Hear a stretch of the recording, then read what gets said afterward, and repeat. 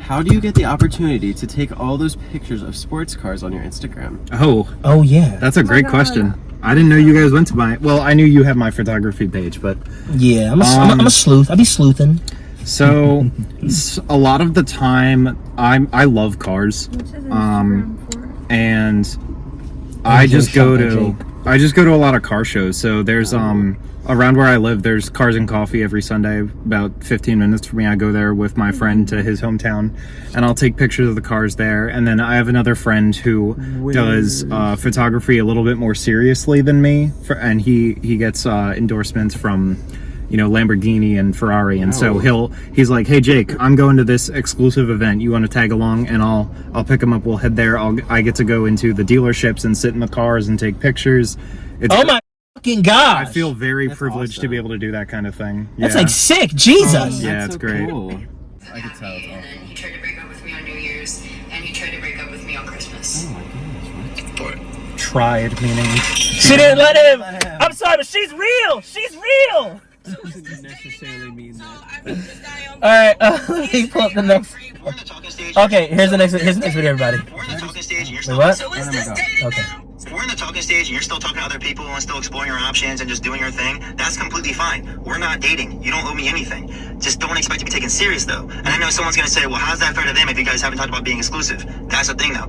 Why would I want to try to be exclusive or try to date somebody who I can't even get their undivided attention unless I ask for it? If we're in the talking stage and you're still talking to other people. And now we're gonna read the comments on because the comments ate him up. Someone said period. When I see the 3-month rule, I'm like, am I insane? Because if in 1 month you don't know it's me, bye. Oh, I actually responded to that. I said, this is so fair. Yeah, but anyway, someone else said, nah, I don't care what the comments say if I, let me pause that, 'cause I'm talking about it. Someone said, nah, I don't care what the comments say. If I genuinely find interest in someone, I'm tunnel visioned until it works out or it doesn't. Entertaining multiple people is exhausting. Someone else said, you get exclusivity when you communicate expectations of exclusivity. This is not high school. Someone else said, y'all need to learn to communicate your expectations. Someone else said, yeah, whoever has this mindset will forever be dissatisfied in others. Healthy communication of expectations is key. Someone else said, this is why we communicate our expectations regardless of titles. Someone else said, why are you entitled to someone's undivided attention when you're not exclusive? And finally, someone else said, nah, I can't stand behind this one. If we didn't say we exclusive, I'm talking to like 5 other people. Sorry. Jake and Co, what do we think? I think that in any relationship, communication is like top tier importance. If you have an expectation for that person to only be interested in you and only be, you know, romantically involved with you, you have to communicate that expectation. You know, personally, when I like someone, I'm tunnel visioned on them, like that one comment. I like that person. I'm not interested in other people. But until I tell them, like, hey, I like you and I would like to be exclusive, I can't have any reasonable expectation that they are gonna go along with that until I tell them. I agree. I think that's fair. But I'm not gonna lie, I think I overall agree with the guy. I think he like made a perfect point, like the analogy of like, why would I want to be with someone that I have to ask for their attention for like their undivided attention? I'm like, oh, that's a great point actually. I guess I wouldn't feel like I had to ask them. I would say, hey, like, I'm interested in you and nobody else. I want to make that clear. And then either they'll reciprocate it or they won't. That's true. I guess that's how I look at it. That's true. What do you think, Co? I agree with him. What did you say? So I agree with him. Per. Well, I completely agree with him, and I also think I'm the same way. I'm tunnel vision, and I feel like even if there's not much communication about like exclusivity, like at first, like I think that for me, I try to put my attention onto one person, and I think that as I get more attached, I feel that it's not right to be giving other people attention.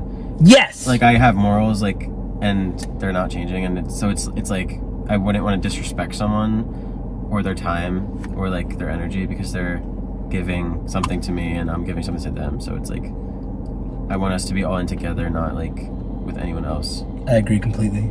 Yeah, I agree completely. But nobody's ready to like lock people down. Nobody's ready to like give that exclusivity. Like this generation. Yeah. What do you think, Corey? I agree with what Dom just said. Period. Period, Per. But I would also say it's like if you, it doesn't matter like how together you guys could be if it's not like if the conversation hasn't like presented itself.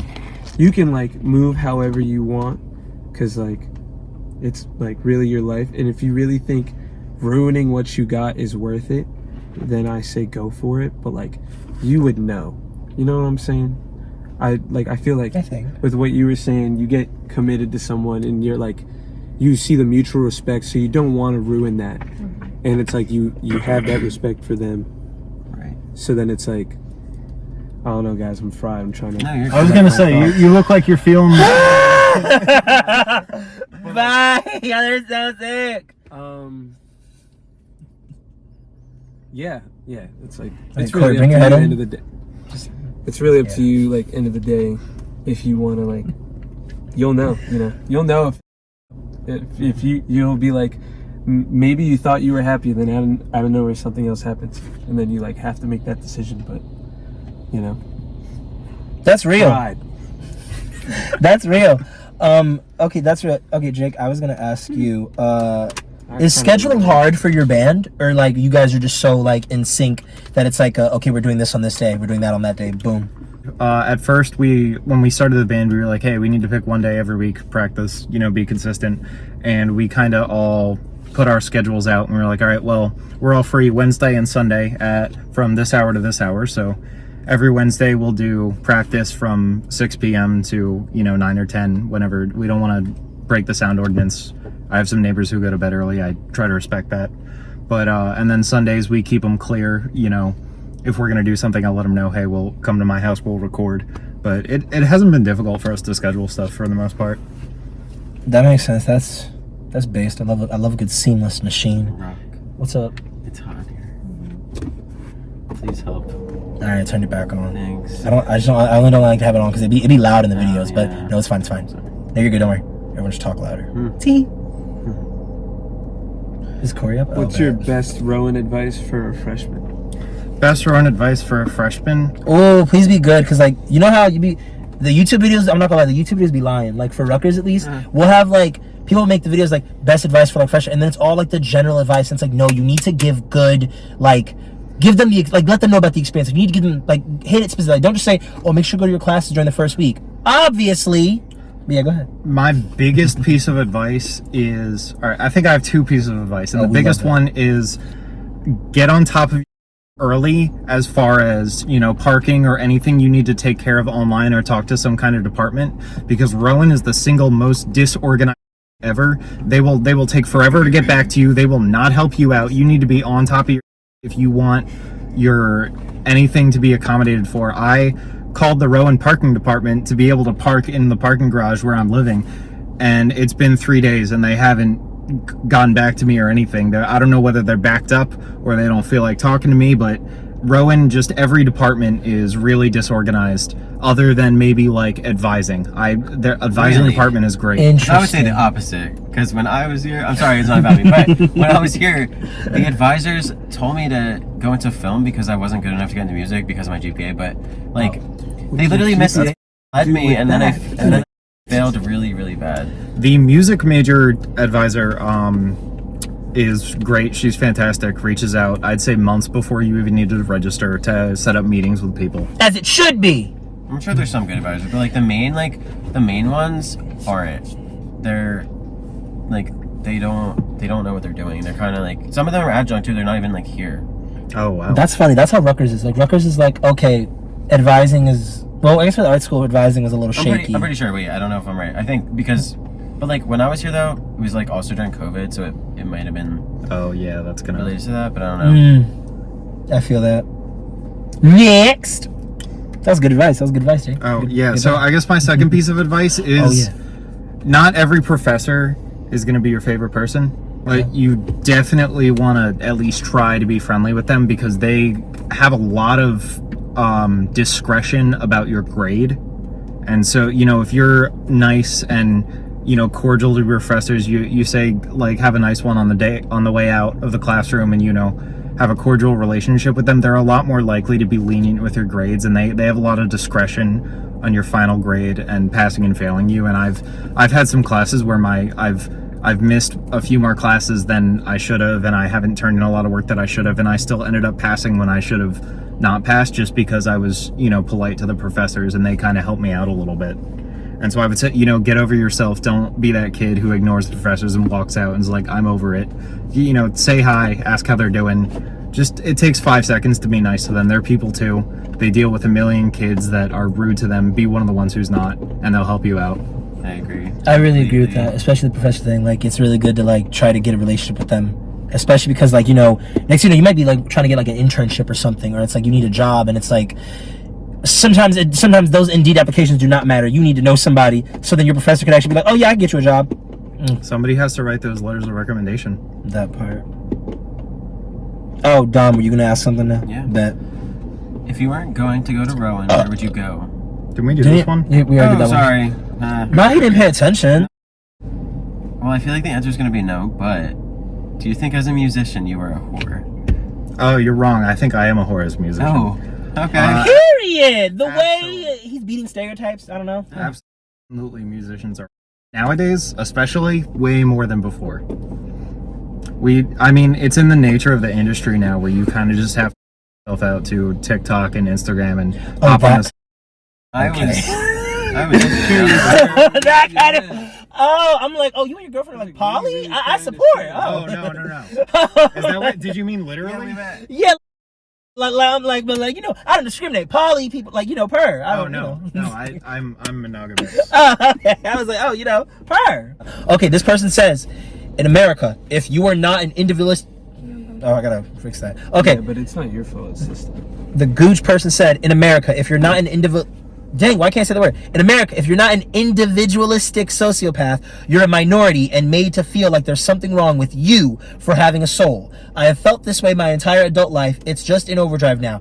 I absolutely hate it, and it's made me withdraw socially. This person follows up with some other like tweets responding to their own tweet saying, I remember being a kid and my dad getting furiously mad at me for giving a homeless guy money. I can't count how many times in my life I've been called soft because I care about stuff. Too many to count. I hate it so much. The hypocrisy of what we teach kids versus what we practice is so out of line. It confused me so bad. I thought we were Christian. This disillusioned me towards religion first, then the entirety of the state second, once I realized one was a subset of the other. Being nice is seen as weakness. I did not mean for this to bang, but I'm glad so many people feel the same. LOL. Jake and Co, what do we think? I would like to think that the majority of people are not. And I think that the majority of people holding power or positions of importance in America generally have to be that way to get to those positions. But I think that your everyday person is kind of the silent majority, and it's the loud minority of people who are so sociopathic that make it seem like everyone is. I agree. I agree. I read that. Oh, yeah, let me actually show What do you. you think? What would you say you are? I would like to think I'm not a sociopath. I try to be. I would think that's considerate. I don't think it would be that you're a sociopath, but I feel like you could, like, I don't know how to phrase what I'm trying to say. Oh, you're. Bro is fried. No, that part. I just need to read it again. But I want to make sure what I'm gonna say yeah. will make sense. I'm not confused. Yo. I don't. So like individual. I can't say that word either. You confused me. Oh. Individualistic. Yeah, individual. sociopath. Yeah. So like a sociopath, I feel like that makes it sound like worse than it is. But you really do got to be like your own fucking person and like want it all to some degree, and like to move up in the world. Because a lot of people get stuck and like content with where they are, and if they don't want big dreams, they won't chase. They won't like take that path, even if it's presented to them. Am I fried?